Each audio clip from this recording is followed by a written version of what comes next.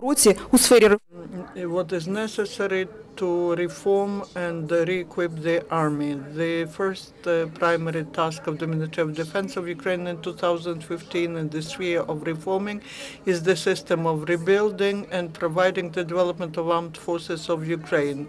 In the result of this work, the Ministry of Defense works on the amendments to the documents of strategic defense planning, which will correspond to the contemporary military political doctrine and situation. In 2015, we will have the new versions of the Strategy of National Defense of Ukraine, Military Doctrine of Ukraine, Strategic Defense Bulletin of Ukraine, and also the State Target Defense Program of optimization and reorganization of the armed forces for 2015-2017.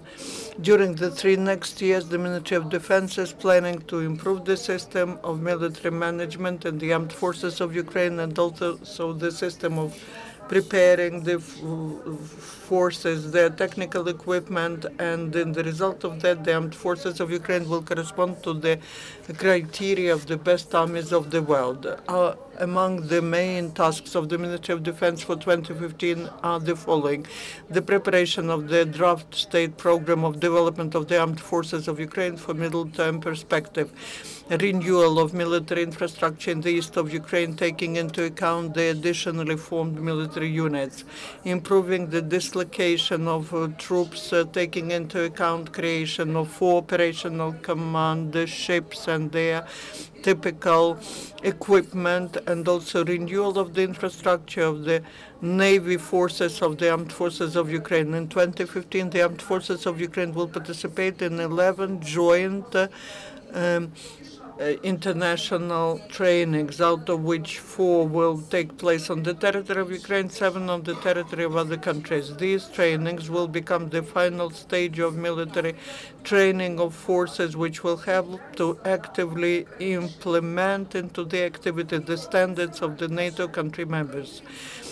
During these trainings, the Ukrainian military will get the experience of joint actions with the units of armed forces of the leading countries of the world. The biggest in scale in 2015 will become the annual Ukrainian-American tactical training of the Navy forces, Sea Breeze, and also Land Forces Rapid Trident, which will take place on the territory of Ukraine. Also, the biggest NATO training in 2015 Trident juncture will take place abroad. Also in 2015, Ukrainian armed forces will participate in trainings of the countries of Black Sea Basin, Sea Shield, the Air Forces, and Ukrainian Polish training, SAFE, Sky, and in training of European Union countries, Common Challenge.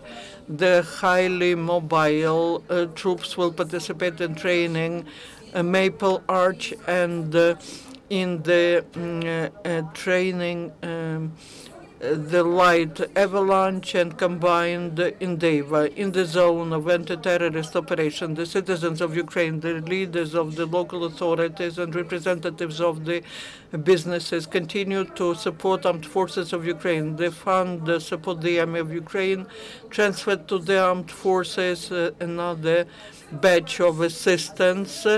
These are the masking nets, the special devices for equipment, special clothes, and other things. The total weight of this is 1.5 tons. Besides the fund transferred to Ukrainian servicemen, the new ambulance. On the liberated territories, the Ukrainian servicemen continue to provide assistance to local population. In the Donetsk region, the military deminers provide also assistance to local population in renewing the infrastructure. The military go to demine the ammunition which is found in the houses and the settlements, and also support the work of the repair brigades in the industrial zones. During the last month, the specialists on demining of only one of the sectors of ATO checked about 250 kilometers of automobile roads and 100 kilometers of the electricity lines. The explosives are very often masked as the children's toys and bags. The military warned the local citizens not to touch these suspicious objects and inform the Ukrainian military about such things. In Odessa region, the servicemen of the armed forces of Ukraine continue to provide assistance to the local population in liquidation of the after effects of the snow falls. During the last week, the special brigade cleaned 400 kilometers of the highway Odessa-Reni because of the worsening of weather conditions. The military engineers continue to clean the roads and evacuate the equipment. The transportation, highways, bridges, and other infrastructural objects are paid special attention. Now I would like to give the floor to the officer of the press center of the anti-terrorist operation, the captain of the second rank, Leonid Matyukhin, and also the acting head of press service of the general headquarters, Vladyslav Seleznyov. Good morning, Leonid. Greetings. I can hear you, but not very well. But we hear you well, and we are waiting for the information about the events in the ATO zone. In the zone of anti-terrorist operation, the numbers of shellings from terrorists continues to increase. Starting from 6 p.m. yesterday, illegal armed groups 22 times shelled the positions of our military. The region of the biggest concentration is Donetsk airport and settlements near this airport. Yesterday night there was the clash between the militants and the defenders of the new terminal of the airport. In Donetsk direction, the terrorists from the shelled the Donetsk airfield and Avdiivka. Also, from Grad systems, the militants were shelling Toninki, Piske, and Dupitne, and also Granitne. In other directions, they were shelling the settlements Volkligris, Leninske, Gnutova, and from Grad systems, the Dradivka and twice Gnutova. Our military controlled the situation and reply to them, suppressing the most active military points of the enemy. The enemy has losses. During the whole day, the illegal armed forces 63 times were shelling the positions of our military. Also, we would like to say that approximately from 1 a.m. till the morning, we are observing the silence in ATO.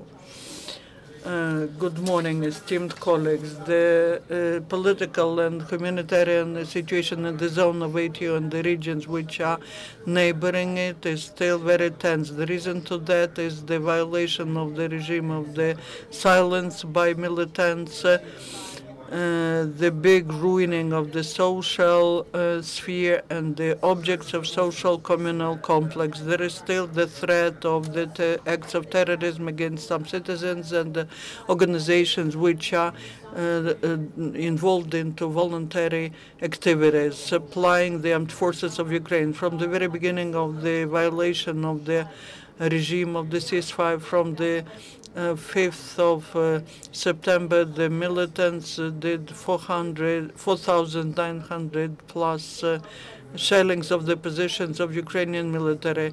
As Leonid Matyukhin informed, only during the last 24 hours, the militants were shelling the positions of our servicemen 63 times. In the result of the shellings, we have 2 wounded people. All of them are given the first medical assistance, and they are transported to the hospitals. In total, in the hospitals, We have 169 servicemen, including 6 who are heavily wounded. The armed forces of Ukraine are now executing the planned tasks on the territory of Donetsk and Lugansk regions as part of the ATO. Do you have any questions, colleagues? Questions from 1+1 channel? Our colleagues who returned from ATO zone yesterday say that the situation has become more tense near Debaltseve, where it was quiet, and yesterday they were blocking the roads. What's happening there? What's changing? The situation in Debaltseve is tense. The militants are shelling the positions of Ukrainian military near Chernuhina and Nikishina. They are conducting provocative shellings, trying to force the armed forces of Ukraine to fire back. But recently, the militants more often are using, during shelling the positions of the Ukrainian servicemen, the heavy weaponry, the large caliber systems and Grad systems. Are they moving or are they still at the same place? The winter, because of the winter, they are conducting position-type war, and the fire positions of the militants are stationary. Sometimes they're using mobile grenade launchers, and they are shelling at they are shelling from the settlements which they are shelling at the settlements which are under the control of the ATO, and also talking about the corridors for the civil population. I'm not sure. There are 3 directions near Donetsk, Debaltseve, and somewhere else. They were closing the road for 1 hour. We will clarify this information from Leonid Matyukhin because he is in the zone of the ATO. Maybe he has some information about that. Can we get Leonid back? Leonid, have you heard the question? Yes. The guys, these are probably the guys who went with me to Luganska Stanitsa. They saw it all. We would like to hope that the local citizens understand that the military are doing it only in order to make their life safer. There is information. We have intelligence which is working. When the road is closed, then people have to understand that it is done only for the sake of their safety. Any more questions? No more questions. Thank you, Leonid, Vladyslav, and Viktoria. Good day to you, Leonid, and we will talk to you tomorrow. Our next briefing is at 12:30.